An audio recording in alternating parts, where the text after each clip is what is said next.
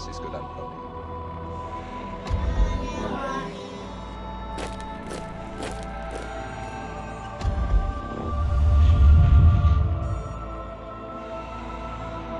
Watching, we know you.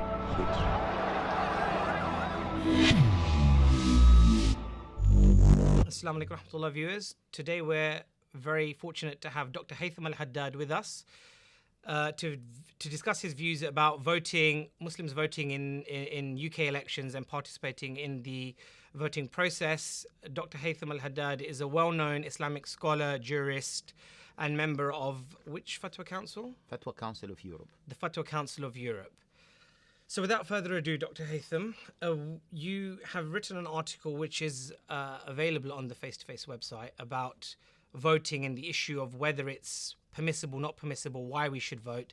It's, in some senses, quite a contentious issue for Muslims, some at least. If we open with that, you yourself argue that we should participate in voting, and for some viewers that might actually be quite surprising, given your reputation for being perhaps a radical or an extremist scholar, that you actually espouse a pro-voting stance. On the other side, there are some Muslims who actually say, no, you've conceded too much. You've actually reneged on your principles, and by allowing Muslims to vote or encouraging them to vote, you've actually told them to disbelieve in Islam. This is against Islam. Would you like to comment? Yeah, Bismillah ar-Rahman ar-Rahim, alhamdulillah, salatu wassalam ala Rasulillah. I think the discussion should be wider than this. The discussion should not be as simple as this. The discussion is about political participation. In fact, we should look at means of change. How do you change any society? How do you create a change in any society? And how you make changes in the current climate? Let me summarize it for you. After a long study, long research, and long discussions with so many people. Or let me ask you, Kashif, how a change can take place? What do you think? There are a number of ways you suggest, because we're here ultimately to try to get to the bottom of your views. You suggest that one of the ways which we should do so is by participating in political participation. In political participation in the system here. What I'm trying to ask you. Fair enough. Okay, fair enough. Let us have an academic discussion or a semi-academic discussion, a very structured discussion. Okay, we'll have to be quite brief if possible. So the first discussion, the first point is through political participation. What are the other ways of making a change in any society? Please enlighten me. Yeah. I'm asking you because I'm asking all the viewers, because some people think that, okay, political participation, politics or involvement in politics is dirty and it is leading to so many other problems, etc., etc. And that's why I always ask them the following question. So what do you suggest? And there is no other suggestion except what? The bullet. The change. Okay, let us conclude. Let me, if you've asked for my views, let me jump in. Then, speaking on behalf of, because you've done this bipolar distinction between violent change or political participation in the political process. Give me another way to change. Well, you'd need to. I imagine that a number of people who object to your position would ask you to nuance or to elaborate to spell out and unwind what political participation means. There's voting, but then there are other ways of participating in political change. Lobbying, activism, for example, a number of environmental groups. Let's take that. At the end of the day, after lobbying, etc., we need to vote to select a leader.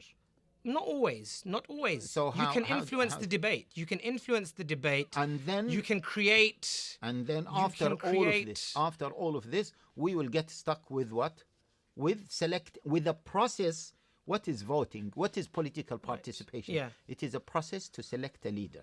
Okay. Well, the point I wanted to get you back to. Okay. Let us even go one step further. Political participation is either a process to select a leader or a process to select a law. That's it. Okay. Let us not talk about the process to select a law. Let us talk about a process to select a leader. Whatever you have said, whatever you have presented, but by if we doing are not that- going, if we are not going through the violent way, we will go through the political side, to the political way, which is lobbying, etc., etc. And at the end of the day, we need to select a leader. How are we going to select a leader? By a process of selection, which is nothing but voting. I think some of the Muslim viewers, some people who are uncomfortable with your position, say you've been a little bit disingenuous there by separating out voting into voting to elect a representative and voting or choosing laws. Ultimately, their argument would be, and I wanted to bring you back to this, the theology of voting. The theology of voting is that when you elect a representative in our system, that representative goes on to take part in a legislative process. Okay. For a number of concerned, Dr. Haitham, for a number of concerned Muslim viewers who I know who have aired their views, and so we need to listen to their views and discuss it. Yeah. They suggest that theologically this is very problematic because then you have supported somebody who is going to set out laws which go against God's laws, and that is unbelief. Brother Kashif, that is this kufr. is with all due respect, Choose their this is words. a very emotional way of discussing it. Well, Okay? I know, but that's why Muslims discuss it emotionally. Yeah, that's why those Muslims they have an emotional attachment to their faith. Of course, that's why they have to be taught how to discuss things and how to think to start with. So what I am saying is that what are the means of a change? Let us discuss it all the way from the beginning. What are the means to change? Okay, and I always present the following case. I said, take the example of the Syrian system now. Imagine they managed to get rid of the Syrian regime, Al-Assad regime. Yes, and now we have 20 legitimate groups. I'm not talking about the extremists like ISIS and others. Okay, no, legitimate, moderate, acceptable groups, and we have 20 of them. Some of them maybe have secular tendency, some of them, and some others maybe have some other views. And the 20 people, they got rid of the Assad regime. What are they going to do now in Syria?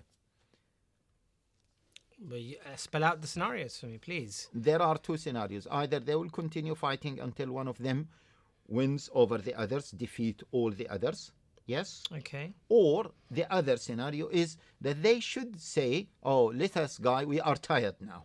Okay, enough is enough. Okay. Let us sit and discuss things. How do we bring that back to the situation So here when in they, the UK? this is what I'm saying. Change in general. Forget about. Okay, let us put the UK discussion aside. Okay. Let us for understand. a brief moment. Yes, let us understand it from a theological perspective. In order to understand it from a theological perspective, let us understand it from a practical way, from a practical perspective. And in order to do that, we need to go through it in the reality. Okay. So, for example, I put this as an example. Otherwise, it is not the only example. So they have to sit together and they have to agree on a system. In order to agree on a system, they have no choice but to vote or to have a form of democracy. For example, one group will say, we want Islam. But the other secular groups, they will say, we don't want Islam. Okay. So what are we going to do? We are going to do, no, most of the people want Islam. So once we say most of the people, we have been engaged in a political tool. We have used a political tool to come up with a conclusion, which is what? A form of democracy, a form of voting, by saying that most of the people want Islam. Otherwise, if we do not accept this notion, we will end up by fighting again. Yes, as simple as this. So, a change in the world. Let us not oversimplify the discussion. Right, so you've outlined how in the world can happen with one of two ways. Either the bullet or the ballot, as they say. Right. So, what is more legitimate for Muslims is to use the ballot. And to start with, again, another point that is quite important. What's wrong? Okay?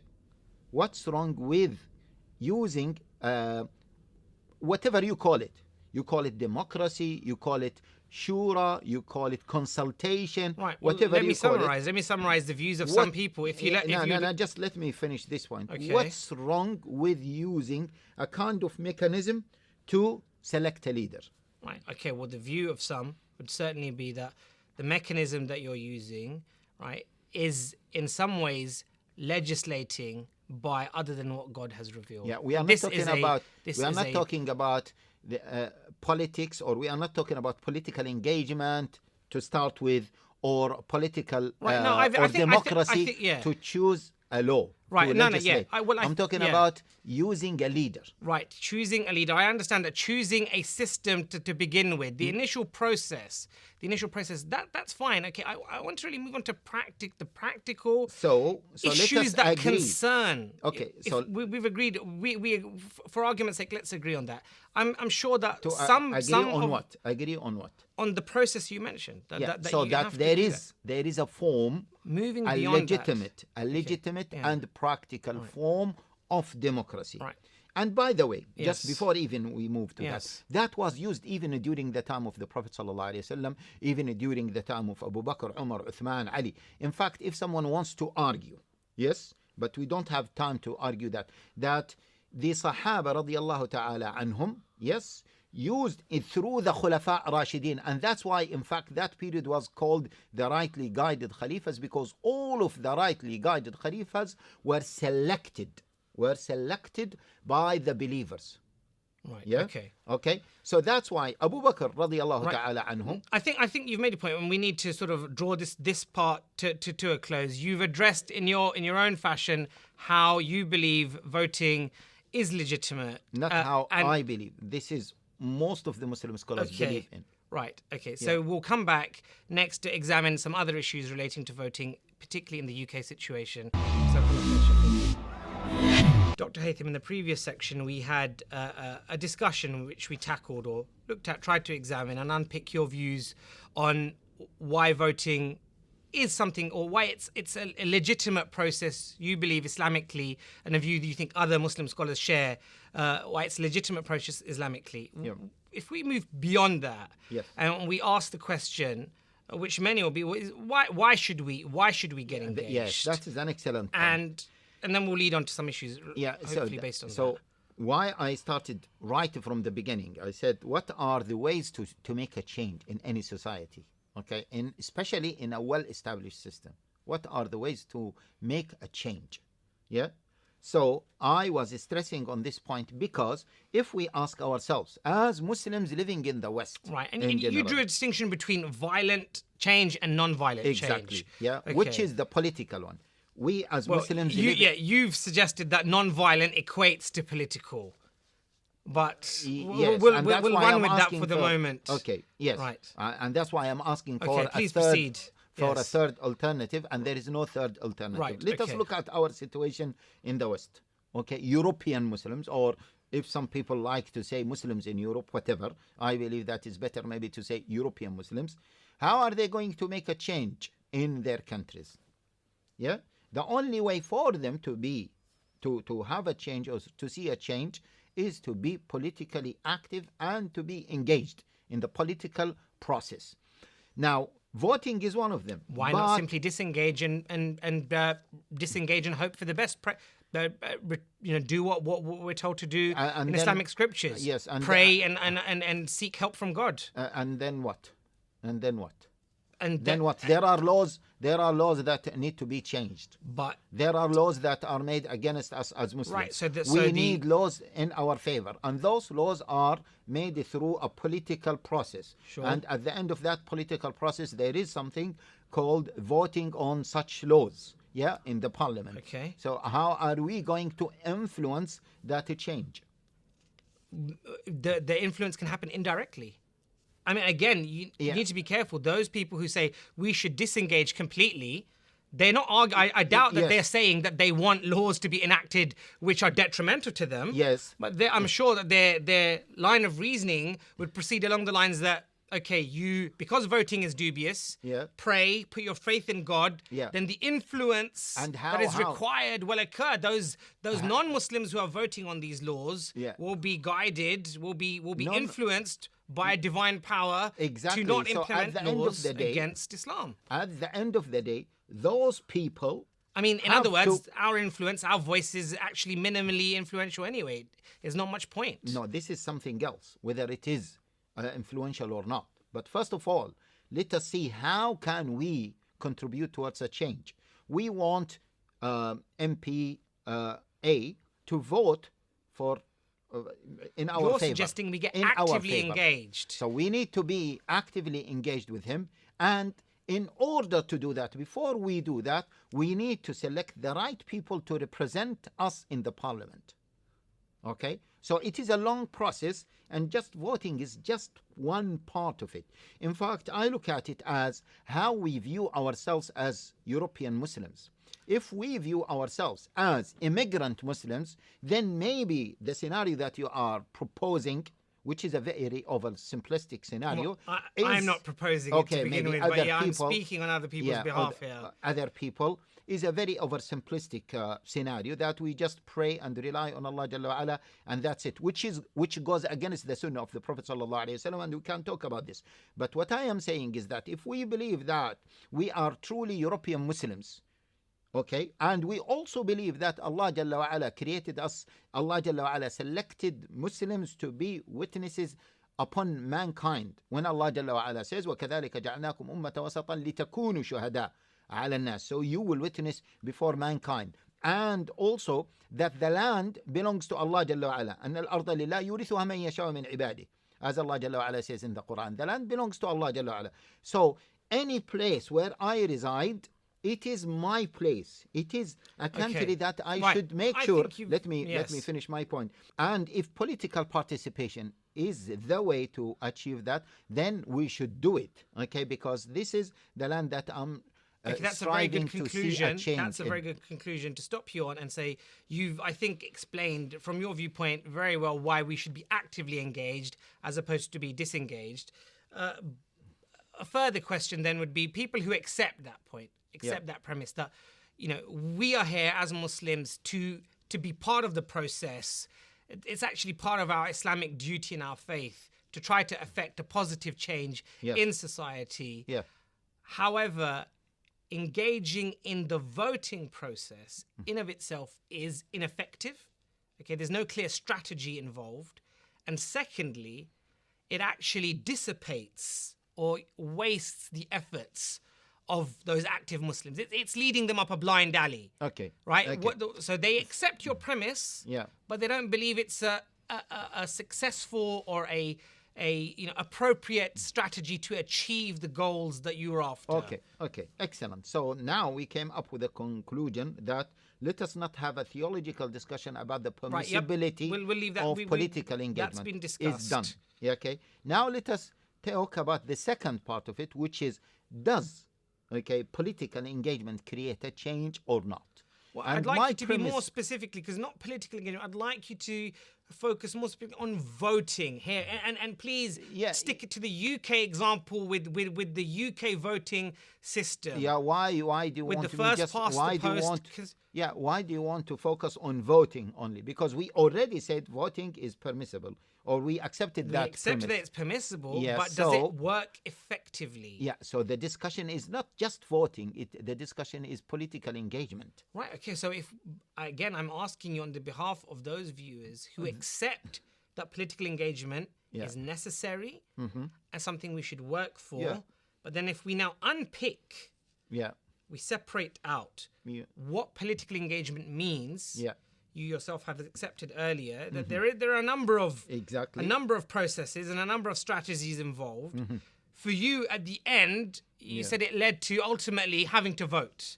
Yeah, whether including if it This was lobbying, voting- being active. yes, voting it is led one to element voting. of that. Right. So at that final endpoint, Yeah. where, for example, let's take a practical situation. We're in election year. Yeah, Okay, we're running up to May. yeah, Muslims up and down the country, they want practical guidance on what to do. Should Yes. they go to the polling station, right, or not go to the polling station? Yeah. If they go to the polling station, that's the first question. Yeah. Secondly, if they go to the polling station, there's a long list of candidates. yeah, Where do they put their tick? Yeah. Do Muslims put their tick? And right, if you can I'll go over those again if you can. Third, do they vote nationally for one particular party? So Muslims everywhere vote for, for example, let's say the Tory party, Yes.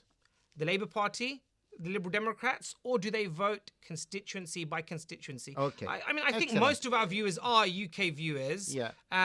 If you could elaborate on those 3 points. Yeah. Okay. Now, see, the 3 points, they should be discussed in a separate episode, because this is all about strategic voting and how we are strategically get into the political process. Okay, and the topic of the discussion is not that. If it's too much, topic, then we'll step back. We'll step back. The topic is either we should be engaged or we should not be engaged. And now, once we say that we should be engaged, then the Muslim leaders in the UK or in any other European country should come together and discuss what should be the best strategy. For example, in the UK, the strategy so far is to vote for constituency, irrespective of the party. And the logic behind this, the Muslim leaders so far, they said that we need the right candidates to represent us as MPs in the parliament. Again, once again, Dr. Whether they belong to the Labour Party or the Tory or whatever. We need the right people to be in the parliament.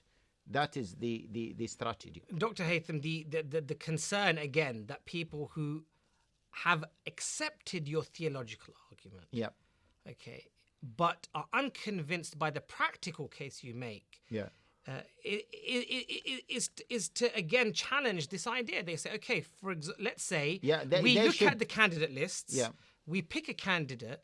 The way that the UK parliamentary whipping system works is once you pick your candidate, Mr. X, okay, John Smith, for the candidate is the candidate for whichever constituency, who in all the constituency meetings has said that he's against foreign wars in Muslim lands and he doesn't want to institute the these. idea is clear. He sounds very pro-Muslim. Once he gets into parliament and the whip is applied, he goes with his government party line, which is to implement harsher anti-terror laws. It's to get engaged in foreign wars. I mean, he goes back on everything he says, and this, by the way, is something that they will say.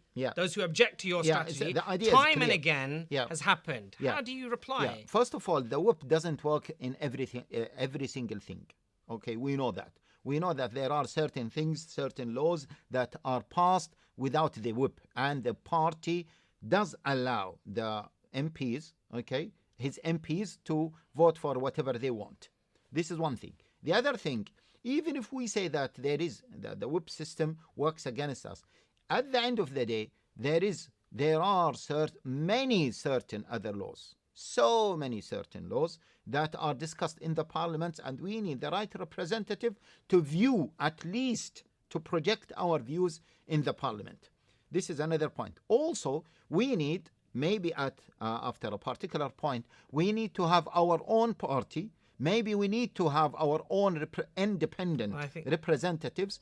Maybe also we need to get into the process so we learn how it works. Yes? And the tricks of politics. So there are a number of benefits. It's not just jumping into the end and we say that, it doesn't work because of the whip system, and that's why we should be disengaged. Moreover, they're not saying disengaged. They're saying or maybe leaving out the final voting part. But I'll let carry on. And the other thing, it is a very important concept in democracy. Whether you vote or you don't vote actively, you are in fact voting. Okay, and let me explain this in a very simplistic way, but it is the truth. It is the reality. Imagine that we have 10 people in a room, and there are two parties, running for election. Party A and Party B. Party A got 4 votes. Party B got 3 votes. Yes. So we have 3 votes. If I could press you to wrap up quickly on this 3 votes who are not voting for A or B. Right. A, because A wants to win, he will encourage the 3 people not to vote for anyone because he is winning. I think that's understood. Yes, so the 3 people, by not voting actively, in fact, they have voted for A. Yes. So whether we like it or not, because we are part of the system, we are voting. That's a very, very apt and useful point to finish on, Dr. Haitham al-Haddad. You left us with this very intriguing possibility of Muslims themselves forming political parties and getting involved in parliamentary elections, which or I think having their own independent MPs. Opens up a completely different can of worms for a future debate and future discussion. Jazakallah khair, Dr. Haitham al-Haddad, for coming in. Jazakallah khair to the viewers for following us today in this really insightful discussion. It was very, very fascinating to listen to Dr. Haitham. He elaborated on why theologically he views that it's Islamically correct and acceptable to vote. Not only that, but why we should engage, and disengagement is detrimental to Muslims, that Muslims must participate in the process. It's part of their faith to do so. And lastly, why strategically it is actually a successful process which ultimately you are unavoidably engaged in anyway. It was, as I said, a really enlightening discussion. For further information, please go back and read Dr. Haitham al-Haddad's article on voting on the Face-to-Face website. There are also many other articles that will hopefully grab your attention as well. Some of those will form the basis of future discussions and future episodes, which I hope you will come back and join us for. Jazakallah khair. Assalamu alaikum wa rahmatullah.